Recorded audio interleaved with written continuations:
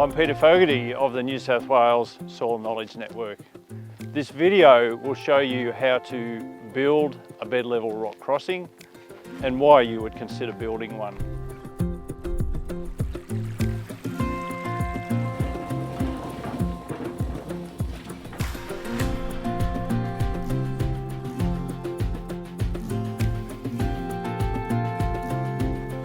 Our site here is at Bredbow, north of Cooma, and about 300 metres from the Murrumbidgee River. Let's talk to Ashley to get a little bit more background. Hello, Pete. Hi Ashley, can you tell us a little bit more about what's happened prior to building this crossing here? Well, originally at this site here, Pete, it was had a culvert pipe, and the farmer used it as his crossing.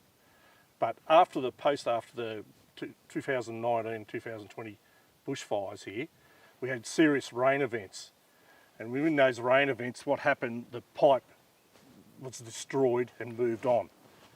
So the landholder got in touch with us to say we wanted a more definite crossing with no maintenance, so that's why we come back and designed a bed level crossing for him. So Ashley, more generally, would you say that the advantages of a bed level crossing are that they're a lot less likely to blow out like a culvert? That's correct, yeah. They provide much better protection to the banks and the bed of the stream. That's right, yeah. And in permanent flowing streams, they also don't interfere with fish passage, which is an important issue. We do build these bed level crossings as different catchments. We can build them on small boggy catchments, areas, on track surfaces. And also, we have built them on larger catchments with intense flows. I think this catchment here was around about 60 hectares. We have built them up to 500 hectares. Those ones need a little bit more design work to create a crossing which is not going to fail, okay? Yeah. Ashley, let's run through the steps involved in building this bed level crossing. But you actually set up a video, didn't you, to record the construction of it? Yes, Pete, we did set up a camera over here to video the sequences in constructing this bed level crossing at this site. So step one is getting to know the site. Ashley, what information did you need to get to know this site? Yeah, there is three things, Pete. First off is catchment area. That determines our rock size for our crossing. And then the second thing is our dimensions, yep. Our length and breadth. And the third thing is our slope into the bed level crossing. We'd like to keep them to 1 to 5 for vehicle passage. So step two is to excavate. Ashley, can you describe for us how you excavated this site? Now, initially when we started, Pete, we start at the start of our ramp, which is here. We excavate 500 mil down, which is continued right through to a total length of 12 metres at this site to the other ramp. And then we excavate, keep it at 4 metres wide with vertical edges to keep the rock in place. Step three is to lay geotextile on the floor of the crossing. And this is a very important step because it minimises the risk of the rock sinking into wet sediment. Typically we'd use A44 BIDIM. Ashley, can you tell us what was involved in laying the BIDIM down? At this site here, Pete, we used the roll of BIDIM, which is 6 metres wide, and that allowed us to lay it in and allowed it to come up to the vertical edge on either end. Yep. And that just created a little bit of trimming to make it fit in there, and then that was the process for that. Step four is to place the rock into the excavation.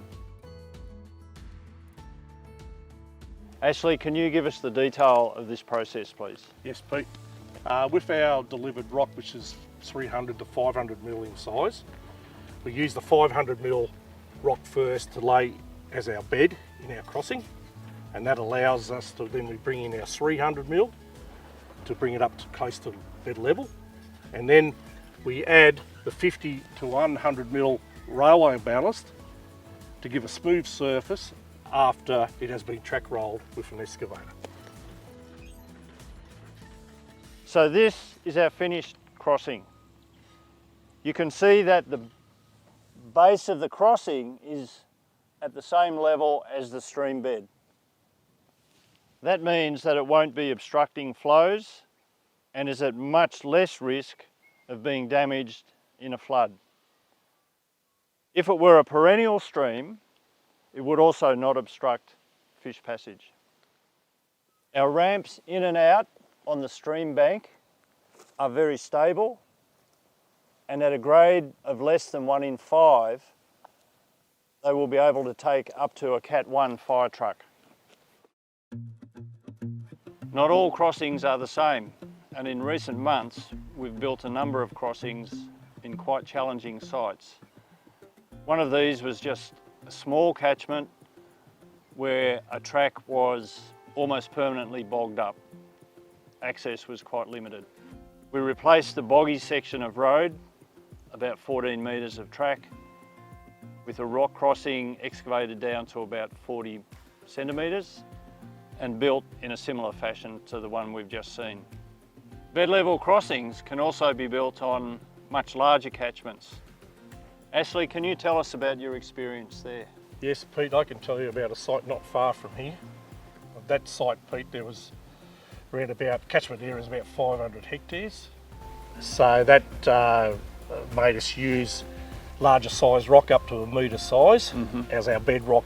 And then we reduce the size as we come up our in layers to our bed, and then we utilised our railway ballast, which is 50 to the 100mm, tracked in with an excavator, and that also gave better vehicle access for the landholders down there and reduced sediment at that site remarkably. No, it's come up very well. So it's a nice piece of infrastructure that'll be there for a long time now.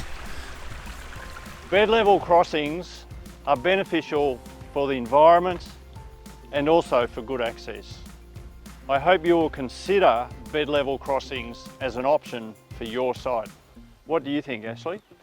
Sounds good, Pete. You owe me a beer.